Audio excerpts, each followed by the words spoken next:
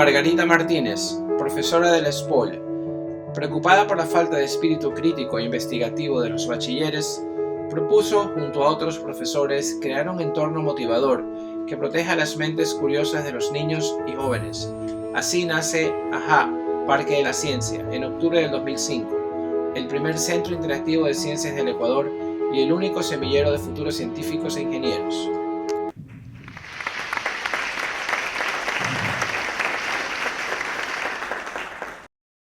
La razón por la que estoy aquí hoy, queridos amigos, es porque creo en el poder transformador de la educación. La educación cambia a las personas. Las personas afectan su entorno, los entornos modifican la sociedad. Pero lastimosamente, las experiencias enriquecedoras que crean oportunidades no son comunes a todos. Mis primeras reflexiones sobre estas cuestiones sobre educación, experiencia, oportunidades, se remontan a cuando era una jovencita de 15 años y por razones familiares tuve que cuidar durante mis vacaciones a mi sobrino de 1 año y medio. Mi sobrino tenía muchos juguetes y entre esos tenía unas letras magnéticas que él ponía en la refrigeradora. Y como todos los juguetes él aprendía su nombre, se me ocurrió que también aprenda el nombre de las letras. Sorprendentemente, él aprendió muy rápido todas las letras del abecedario. Entonces se me ocurrió experimentar con la combinación de las letras. Y entonces la M con la A, ma, me, mi. Sin embargo, no mostró mucho interés. Según mi criterio, no estaba aprendiendo y abandoné mi primera experiencia como maestra de lectura.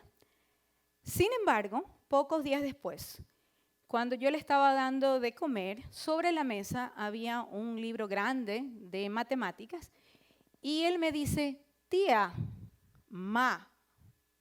¿Cómo? Sí, ma. Entonces me di cuenta que sí había estado aprendiendo, pero que necesitaba un poquito más de tiempo. Y seguí jugando de tal manera que en pocos meses él aprendió a leer, antes de los 2 años. Y así, más adelante, unos 12 años después, con mi propio hijo, debido a que mi sobrino finalmente tuvo problemas disciplinares, porque cuando a los 4 años él fue al preescolar y le daban las hojitas de trabajo con instrucciones para la maestra, él decía, hoy día vamos a aprender la letra A. Y claro, la maestra tuvo que nombrarlo ayudante de lectura. Entonces, con mi propio hijo, como que el experimento lo gradué un poco y él aprendió a nadar muy temprano, a patinar muy temprano, pero como yo le leía y mi esposo tiene libros y yo tenía libros, entonces él quería aprender a leer. De hecho, era un castigo para él. Yo no te enseño las letras. Entonces se portaba bien. Y mi reflexión era, bueno, los niños son unas esponjas, ¿no? Y no todos tienen esa excelente oportunidad, no todos tienen la experiencia de ser estimulados. Y sin embargo, hablamos de ponerlos a competir. Y entonces, la competencia, ¿no? ¿No funciona? ¿Abajo? ¿Ya? ¿A dónde apunté? ¿Aquí? ¿Arriba? Ok, entonces, ¿cómo se inician las diferencias? A nadie se le ocurriría justo poner a competir en términos de fuerza a un niño desnutrido con un niño bien alimentado. Sin embargo,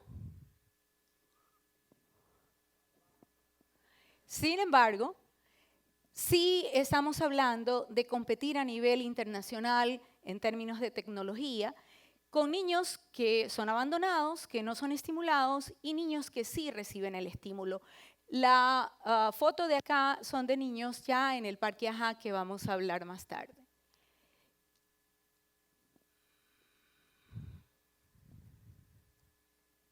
¿Ya? Ok. Ya. Entonces, las diferencias se mantienen cuando hablamos no solo de desnutrición para sus cuerpos, sino también para sus mentes. Algunos politécnicos aquí reconocerán a esos profesores. Fueron mis profesores y un tiempo fueron mis colegas. Y hablábamos de, aunque nosotros recibimos los mejores bachilleres en matemáticas y en física de la ciudad, porque para ir a la Politécnica tengo que ser, perdón, ya me estaba saliendo, tengo que ser casi un genio así, ¿no? Y de todas maneras, ellos cuando estaban en la clase no despertaban su espíritu crítico, ¿no? Eran a veces consumidores pasivos, repetidores de la información. Y entonces con ellos comenzamos a perfilar y a pensar cuáles deberían ser las características de los bachilleres que nosotros queremos recibir y también las características de los profesionales que queremos ofrecer. Y se nos ocurrió, o mejor dicho, salió la construcción de este estribillo. Es un estribillo que queríamos repetirlo a lo largo de toda la carrera. Queremos pensadores de tiempo completo, con imaginación, curiosos, solidarios, sensibles a las necesidades de su entorno, humildes, y eso es muy importante.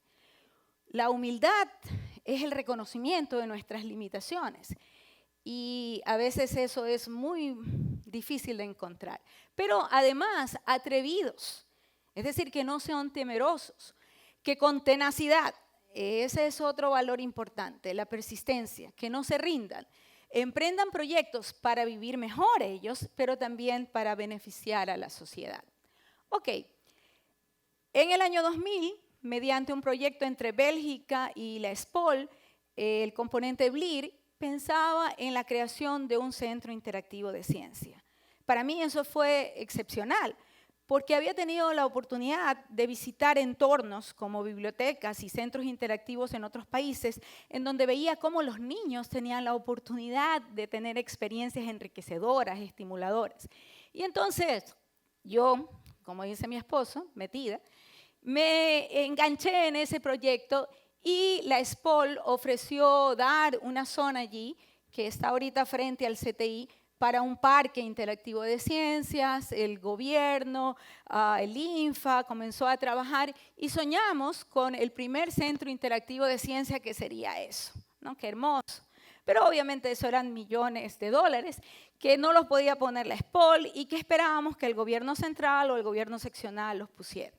Lastimosamente eso se quedó en sueños, pero ya estábamos enganchados y cautivamos a algunos estudiantes y a algunos profesores y comenzamos a pensar en desarrollar exhibiciones, no muy caras, pero que pudieran ser estimulantes para los estudiantes de los colegios, de las escuelas, que los visitáramos, que lleváramos, y queríamos despertar la capacidad de asombro, desarrollar la curiosidad, la creatividad.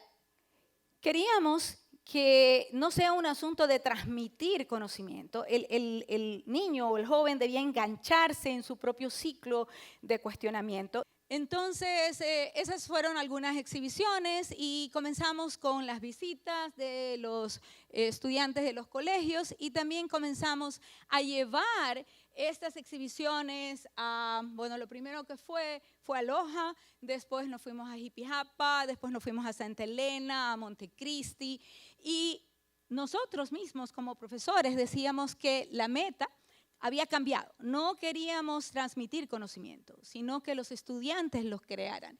Y el rol de profesor se movía de ser un transmisor a un facilitador del proceso. Construimos exhibiciones, eso era en Loja. Queríamos que los estudiantes gozaran del gol intelectual, ¿no? Usted ha visto cuando los niños, aquí el fútbol es muy común, ¿no? Pero cuando meten gol, ese es el héroe y quieren volver a sentir esa euforia, ¿no? Asimismo, cuando el niño descubre algo, cuando lo entiende, cuando lo domina, entonces se aficiona por eso. Y eso es lo que queríamos producir. Ofrecer experiencias divertidas, estimulantes, alimentar y orientar la curiosidad. Esa es una exhibición del arco romano. Todos esos son proyectos de los estudiantes. Allí vemos en Loja, esta es Etnomorfismos, que es una mezcla de matemáticas con arte. Y nació el nombre de AHA. Fue realmente un concurso en donde algunos creativos buscaban el nombre Y nos pareció lo hermoso, Parque de la Ciencia, la parte verde, ese fue el logo. Y la idea detrás de la intersección es el momento mágico en que ante un estímulo, una experiencia, uno conecta y dice, lo entendí. Y eso es lo que queremos. Queremos los momentos para nuestros niños, nuestros visitantes. Ese es un giroscopio, atrás está Levanta tu peso, son exhibiciones al aire libre. Cuando logramos tener, ya dejamos de ser nómadas y logramos tener nuestra primera versión de nuestra carpa, fue en octubre del 2006, y comenzamos a recibir visitantes de colegios. También dimos talleres, esos son talleres para profesores de matemáticas. La idea es de que ellos pudieran utilizar esto de lo concreto a lo abstracto. Allí son algunas de las exhibiciones del parque. Ok, ahora, no pudimos tener nuestro gran edificio, pero conocimos una pareja peruana muy interesante, él un doctor en física y ella una doctora en matemática, que en su propia casa recibía a los niños en las vacaciones y les hacía hacer experiencias. Entonces nosotros dijimos, en la SPOL podríamos tener un poquito más de facilidades que en una casa. Nosotros tenemos las aulas, tenemos los laboratorios, tenemos los profesores, tenemos nuestra carpa. Y entonces nació la idea de los semilleros de futuros científicos e ingenieros. Lastimosamente, como la idea que esos cursos eran muy experimentales, necesitábamos materiales, necesitábamos poder financiar a los profesores, entonces salió como un curso, un vacacional financiado. Siempre, de todas maneras, teníamos becas para por lo menos 2 o 3 niños. Ahora, ¿en qué consiste o cuál fue la idea de los semilleros de futuros científicos y ingenieros? El que los niños tuvieran un trabajo participativo, que los experimentos fueran sencillos, con materiales comunes, actividades con baja barrera de entrada. Todos deberían de poder tener éxito en el primer intento, pero con alto techo. Y de ser posible que envuelva la mayor cantidad de los sentidos, para que todas las zonas del cerebro sean estimuladas. Es un curso que ya ha tenido 9 versiones durante 9 años consecutivos, todos los inviernos.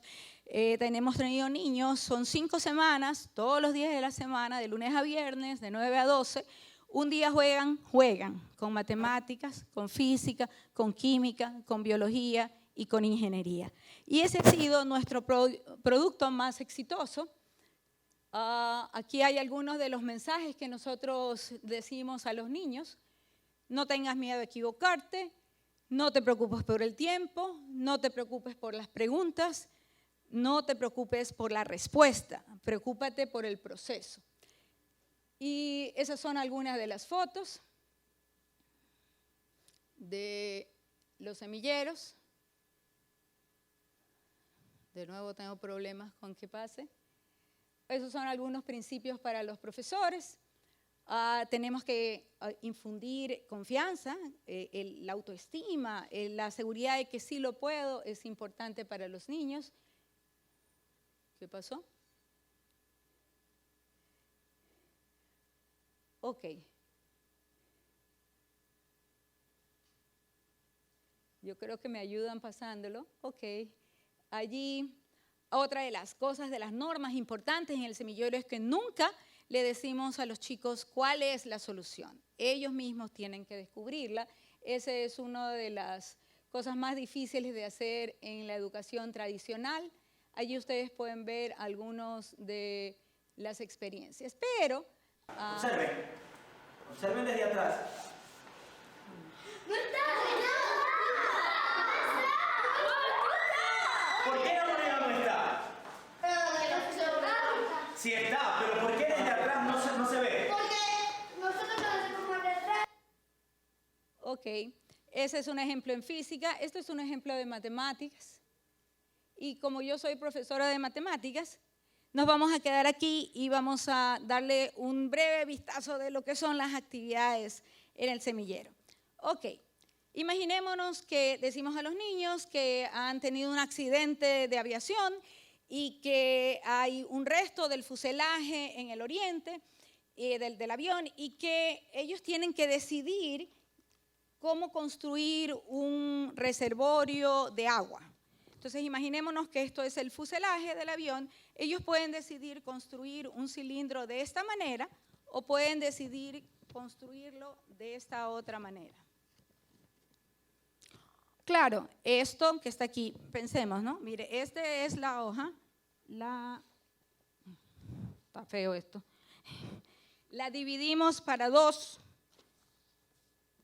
y después exactamente congruentes, 2 rectángulos congruentes, y después a partir de cada uno de estos formamos 2 cilindros. Un cilindro, este que está aquí, y el otro cilindro, este que está acá. La pregunta es, ¿cuál de los 2 tiene mayor capacidad de almacenamiento? Piensen ustedes, hay 3 opciones, ¿verdad? No me digan, pero piensen. ¿Este es el que tiene mayor capacidad de almacenamiento? ¿Este? ¿O los 2 tienen igual? Bueno, yo le he hecho esta experiencia en muchos, especialmente a los niños, y la mayoría de los niños dice igual. Hay otros que dicen que es el más alto y unos muy pocos que es este. Bueno, ¿cómo vamos a comprobarlo? Vamos a pedir aquí a mi ayudante y vamos a hacer lo siguiente. Por favor, vierta aquí arroz, porque si no sería, cuidado, despacito. Bueno, esto es lo que más le gusta a los niños, regar el arroz. ¿Ya? ¿Ok? No, despacito. Entonces, la idea es de que se llene hasta el tope el cilindro. Entonces, la mayoría de los niños hace la construcción, todo lo hacen desde el principio, doblan la hoja, la parten, la pegan, ya, está ahí. Ok, entonces está full el cilindro alto. Y ahora lo que vamos a hacer es que este cilindro más ancho lo ponemos allí y puede levantar eso. Excelente. ¿Y qué pasó? Note que aquí todavía cabe bastante. Entonces, es el cilindro más ancho el que tiene mayor capacidad.